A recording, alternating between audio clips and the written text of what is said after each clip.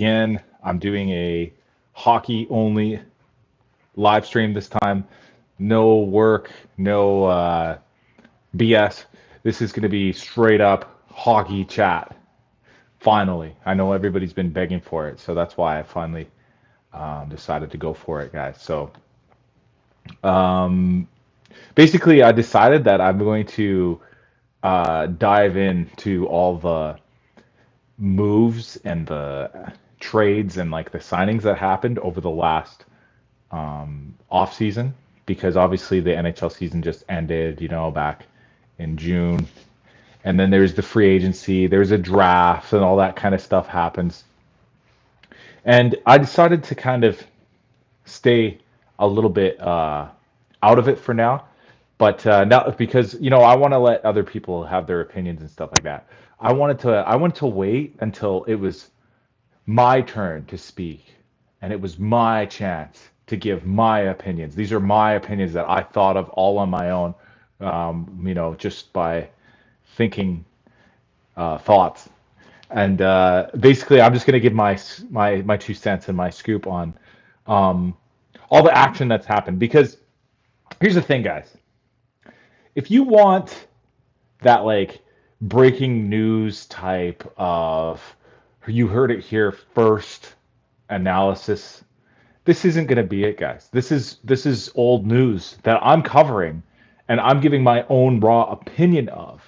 If you want like really in depth, like you know uh technical and really serious um hockey type breakdowns, this isn't the right place for it either. This is just me spitballing and talking about what I have to offer in terms of my thoughts and opinions on this type of thing.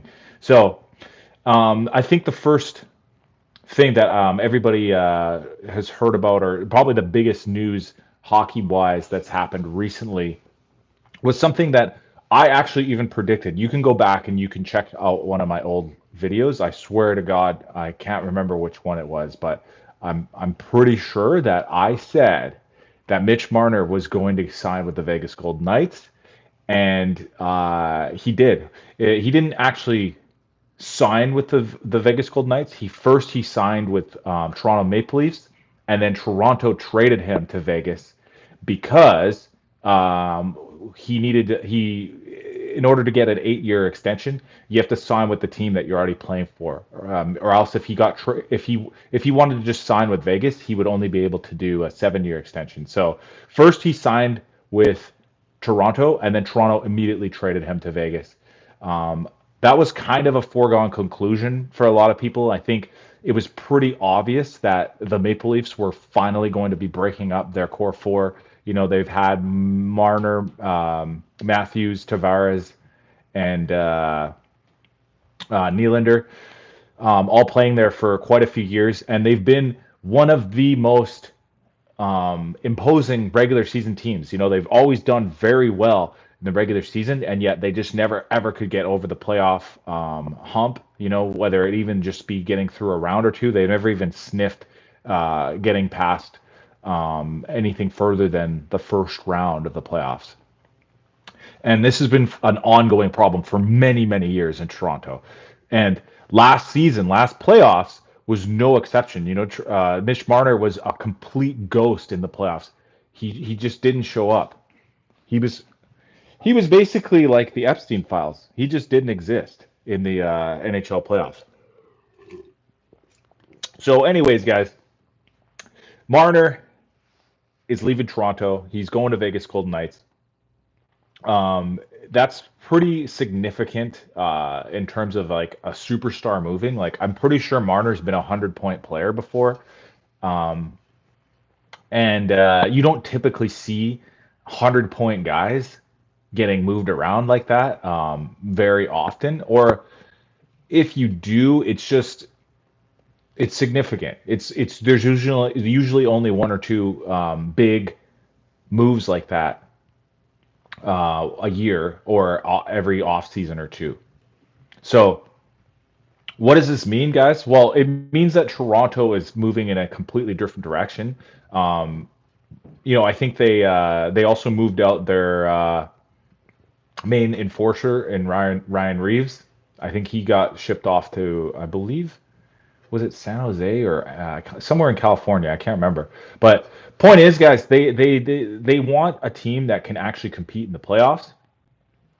They want a team that actually has playoff performers, and they have enough offensively gifted players already that I think guys like Mitch Marner would be better suited playing somewhere else, and Vegas is getting a 100-point guy to add to their already pretty stacked lineup. So that's a pretty massive upgrade for Vegas because uh, they every single time that there is a big player on the market, they're involved. Every single time you hear about a trade of a major superstar NHLer, Vegas Golden Knights always seem to be involved, and they always seem to land a big fish. So they got Mitch Marner. They're adding him to their top lines, obviously, and it's going to be exciting this year to see what they can do with him. Obviously they still have Jack Eichel and a lot of other really talented players that they can match him up with. And it'll be super interesting to see what Marner can do on a different type of team because, um, yeah, he just hasn't been a playoff performer. He just hasn't been able to step up when the spotlight is biggest. And it might be interesting to note that, the Maple Leafs Toronto is like the biggest spotlight there is in the NHL, for at least for that regular season he is, and yet he is always doing well in the regular season. I've never seen a problem with his play during that regular season, but somehow, some way, he just disappears in the playoffs.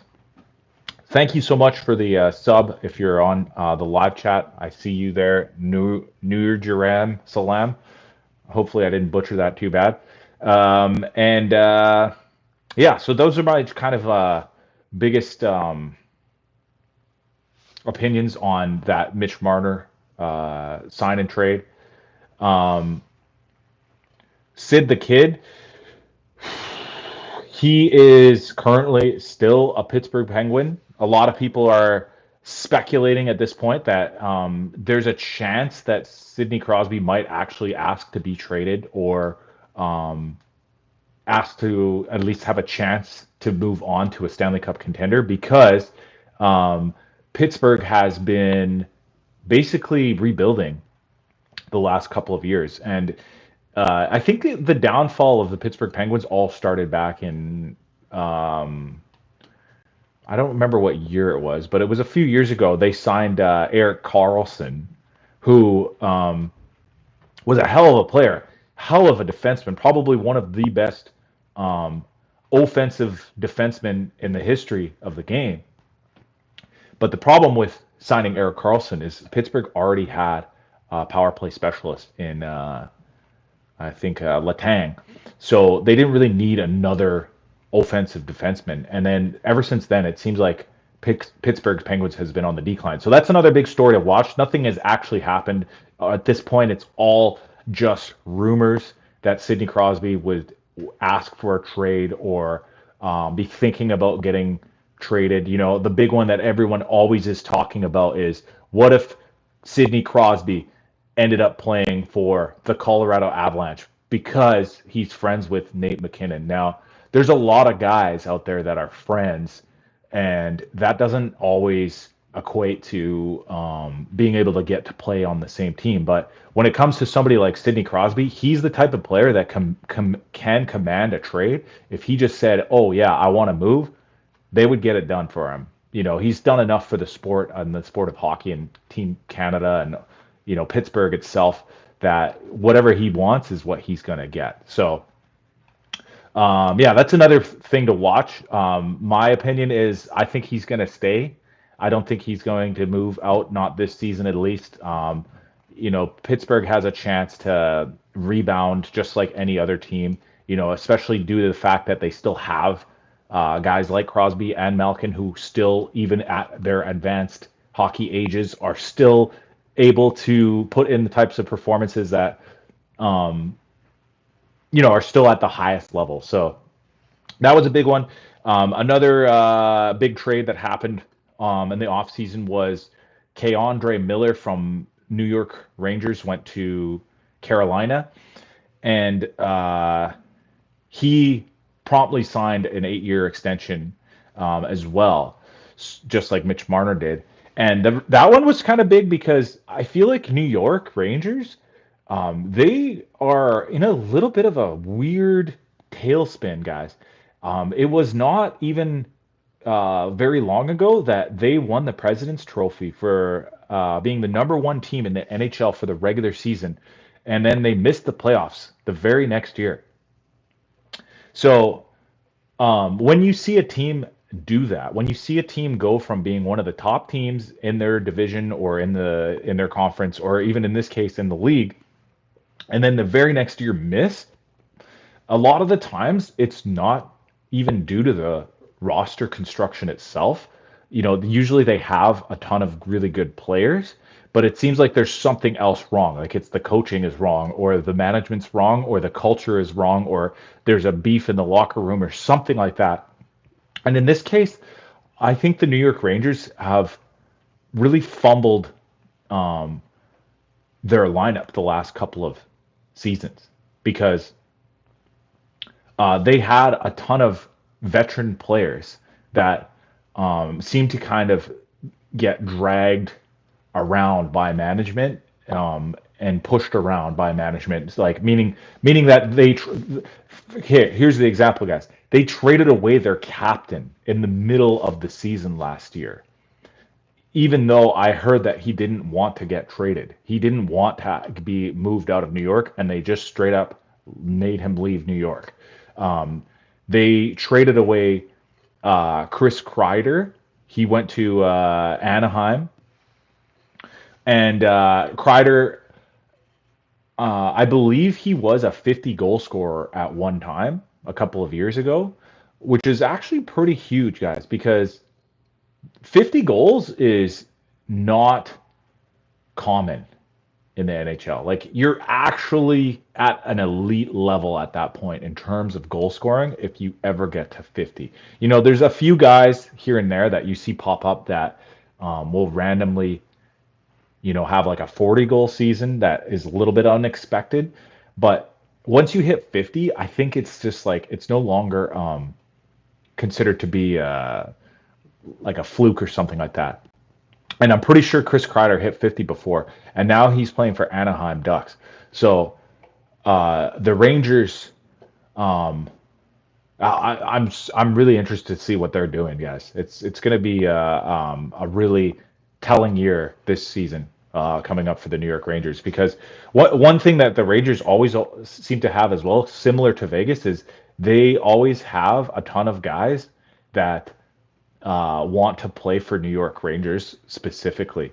They have that sort of advantage of players wanting to go to their city for some reason. Like I think they just like the allure of playing for the big apple, the big market, New York. It's kind of like the main hub of America, and I think the travel's really nice out there, for a lot of Russians. Like I think it was Artemi Panarin and Vladislav Gavrikov. Those are both, I think, Russian guys, or they're Europeans at least, and they wanted to go play for New York Rangers specifically. They didn't want to play for any other club. Another guy that did that was Adam Fox, a Norris Trophy winning guy. He asked to specifically play for New York Rangers. He wouldn't play for anybody else, even the team that drafted him. And that situation kind of rubbed me the wrong way, guys. When I heard that Adam Fox was not going to play for the team that drafted him, I was not happy at all. So, anyways, those were kind of the biggest moves of the off season. There was also the in-season trade of Mikko Rantanen going to the Stars. He got traded twice last year. I think he first got moved to Carolina. Carolina couldn't sign him, and then so Carolina shipped him off to Dallas, which was kind of that was probably the biggest season move that we've seen in recent memory. I've never really seen a guy like of the caliber of Mikko Rantanen get traded, especially not to mention once, but he got traded twice, guys, in one season. And I think the big thing that played out with that situation was I heard Mikko Rantanen didn't want to engage with Colorado's management for his contract. He wanted to kind of play it out and try to show his value more to get a little bit more money. And they just were like not having it. They wanted to rebuild on the fly as they still are a contender. So they traded him to Carolina. He, the guy they got back, Martin Nietzsche's, immediately played very well for Colorado, and it looked like Colorado won the trade. Mika Rantanen didn't play well for Carolina. It seemed like he didn't even want to be in Carolina, and then Carolina moved him out from their teams, shipped him off to Dallas, and now he's playing for Dallas. And then to add even more layers to that story, if you guys remember, Mika Rantanen was on pace for a ridiculous amount of goals for the first two rounds of the playoffs last year, and he actually helped Dallas get all the way to the Western Conference Finals last year. Unfortunately, they fell short to the Edmonton Oilers, but that was a huge move between those three clubs: Colorado, Carolina, and Dallas. And Mika Rantanen is a really, really effective dynamic forward. He's the type of player that any single team would want to have on their squad. So that was a crazy move, guys. I was very shocked, and I was very surprised when I saw the initial move between Colorado and Carolina. When Carolina shipped him to Dallas, I wasn't as shocked because I think it was so fresh and so new that it wasn't that unexpected for Carolina to try to like recoup something out of that trade instead of just sitting there with one Mikko Rantanen. So that was kind of the biggest trades that happened. The signings, I think I already talked about Gavrikov. He went to New York. He specifically wanted to go to New York. He didn't want to go to LA or any other team. I think he was already playing for LA at the time, but he wanted to be in there. Capo Caco from New York. He got traded to Seattle earlier from New York Rangers, signed back with the Seattle Kraken. So, that's an interesting one to see, guys, because Capo Caco was a young guy that could have been part of the future for New York, but New York seemed to not be on the same page as him. So I wonder who will win that trade in the end between Seattle and New York Rangers. And then the final big signing that we saw was Brad Marchand signed with Florida Panthers. So this one was probably the most surprising signing that we've seen in a long time, because Brad Marchand is like, I think he's like 36 or something like that, 37 maybe, and he signed a 6-year contract with Florida after winning the Stanley Cup with them there in that final push that he had there with the Panthers. And the reason why I'm saying it's so surprising, guys, is because how often do you ever see a 36 or 37-year-old player get a 6-year deal, a 6-year contract? Because they're that old, But I think by the time he plays out the end of that contract, he's going to be 40-something years old, guys. You don't typically see that in the NHL, not for a long, long time. So Brad Marchand staying in Florida was a huge surprise, not because he re-signed, not because of the value or anything like that, but because of the term. The 6-year term was crazy, guys.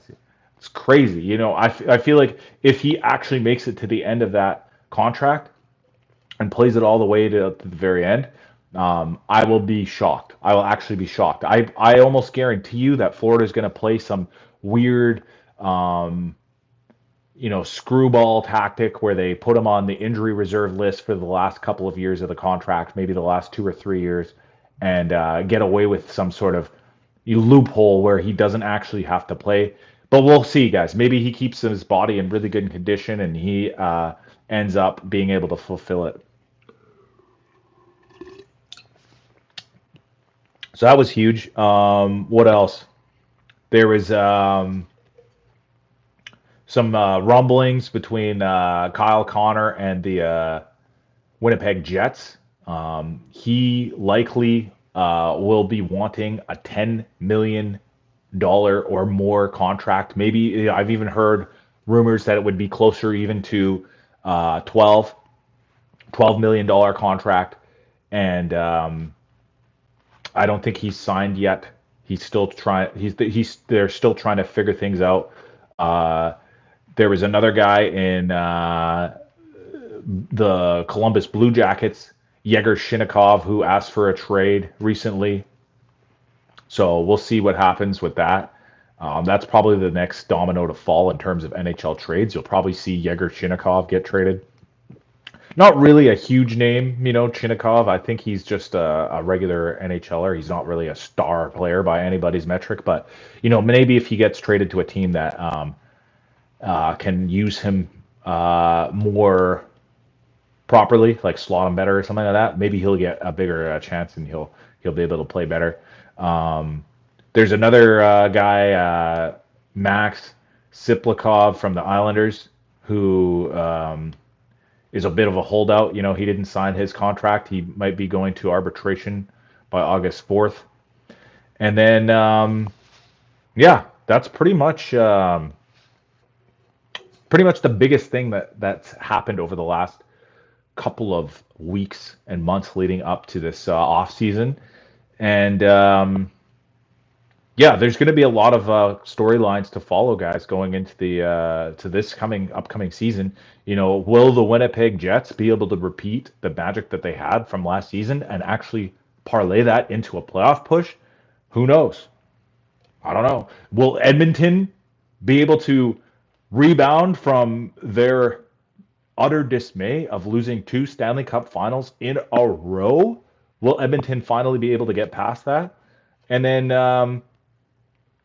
what else? The Vegas Golden Knights, are they going to be able to handle the huge acquisition of getting Mitch Marner on their team, a guy with so much accolades in terms of regular season success, but zero playoff success, and translate that into a big push for them? Like, who knows? Nobody knows, guys. And then obviously there's all these upcoming teams. Like, for example, Anaheim is building.